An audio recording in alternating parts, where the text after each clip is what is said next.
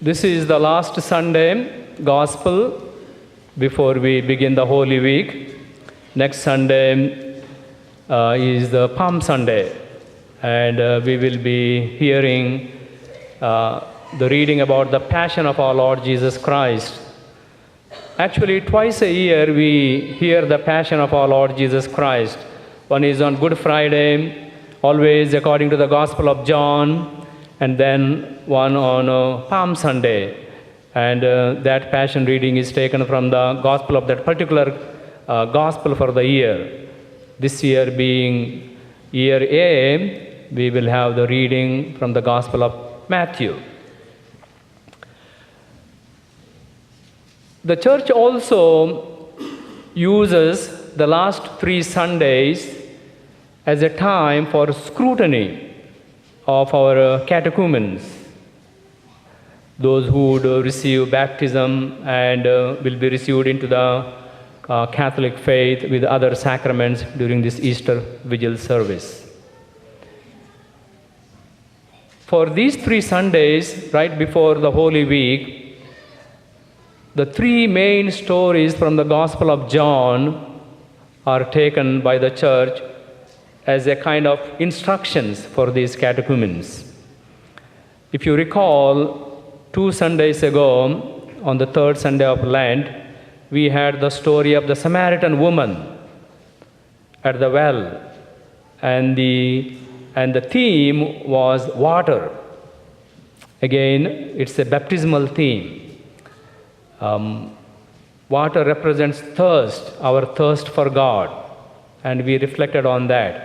Last Sunday was the theme of light, and we had the story of the healing of the man born blind, and how, again, Christ becomes light for us at baptism, and we are called to share that light. And this Sunday, it is again a baptismal theme, dying and rising. And we have the story of Lazarus being raised from the dead.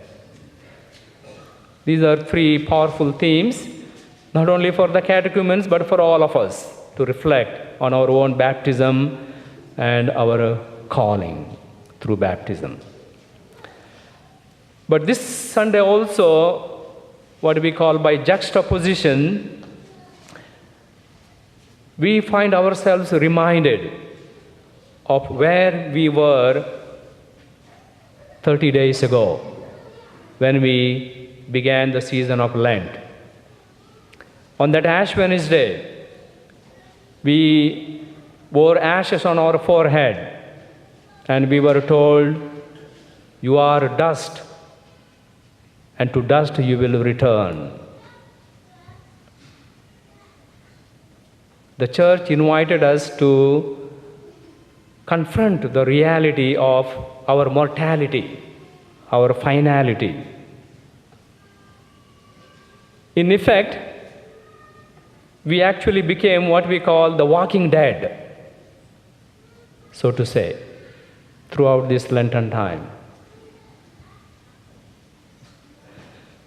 And today, after almost 4 weeks, as we begin the 5th week, again the church invites us to confront that reality of our mortality.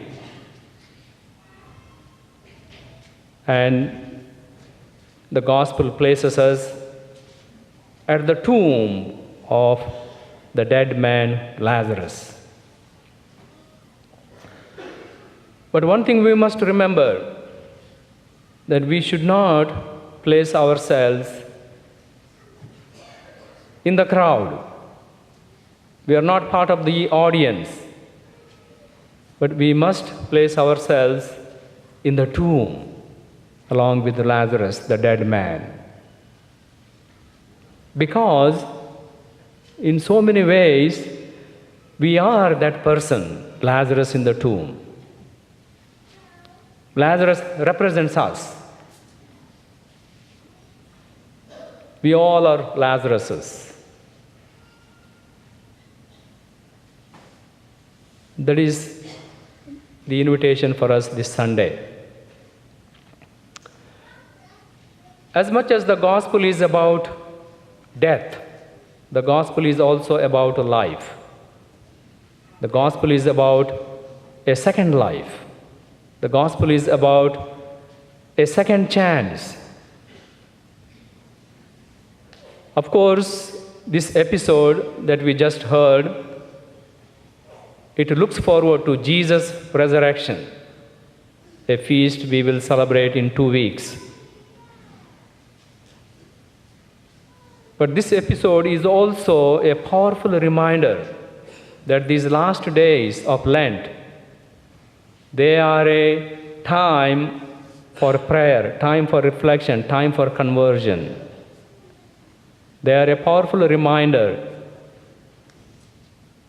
that we are all Lazaruses. Lazarus represents us. Whether we realize or not, we are Lazarus.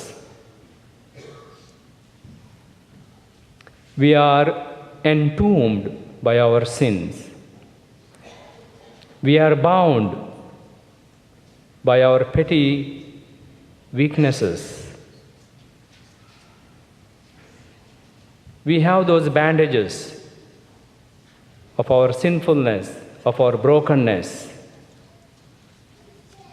that hold us back. And the most dangerous thing is that we can remain there forever in the tomb. It's the most risky thing.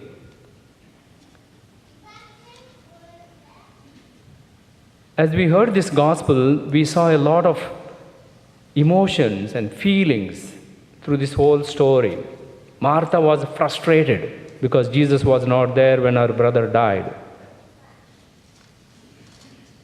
Mary was filled with sorrow and sadness, sitting at home and crying. But the most powerful moment, or the emotion, or the feeling, was that of Jesus. Jesus weeps, it says. Standing in front of the tomb of Lazarus, his friend, Jesus weeps. Because it says he had great love for him. As Jesus wept in front of the tomb of Lazarus, Jesus weeps for each one of us when we find ourselves in our tombs. Not after our death, but now, these tombs. Jesus weeps for our sinfulness. Jesus weeps for our brokenness. Jesus weeps for our bandages when we are tied down. Jesus weeps not only for the sins we commit, but Jesus also weeps for the sins committed against us. Maybe as children, maybe while growing up, maybe for the lack of love and care that we received, maybe for those situations when we were vulnerable, and it still continues to affect us even as adults and makes us fall into that sin, in that tomb again and again. So Jesus weeps. And why does Jesus weep for us? Because he loves us. Now we will be focusing the next days and during the Holy Week how Jesus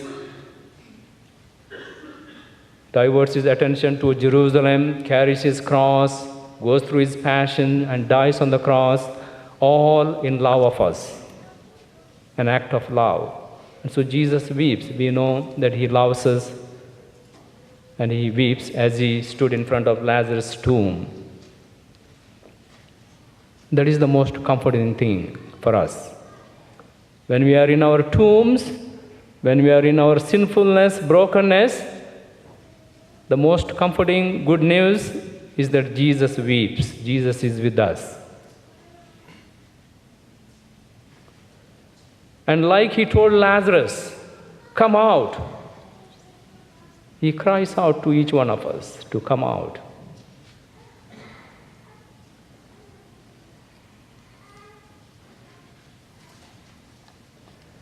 Sometimes we might feel that nothing is working for us.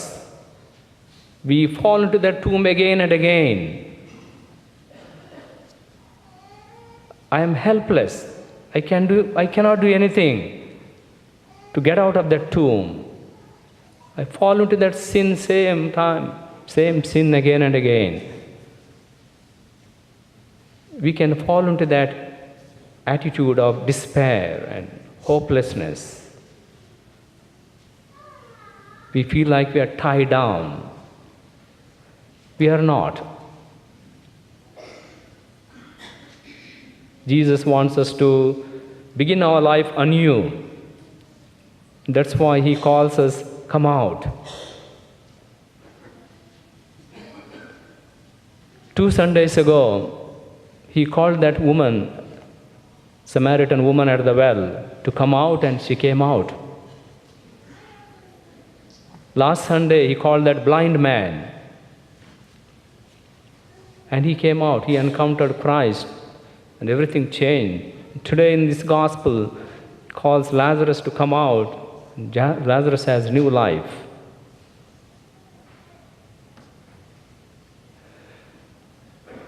Starting this week, all the parishes in our region will have penance services.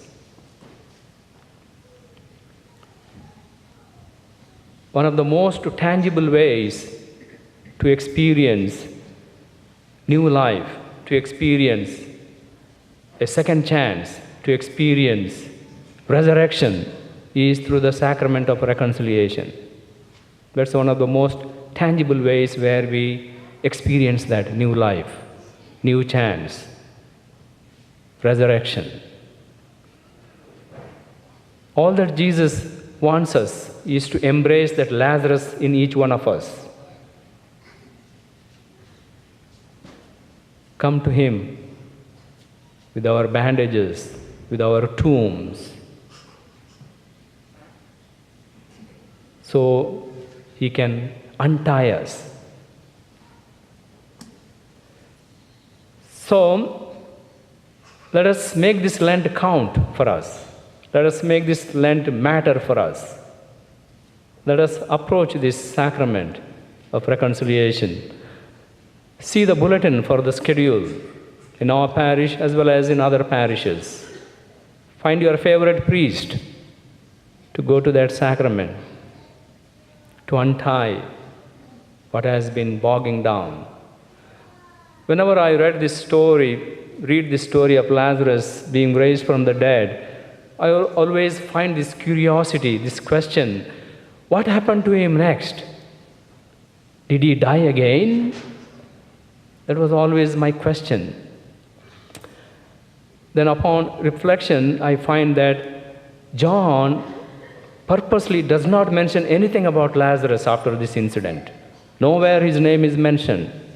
Nobody knows what happened to him.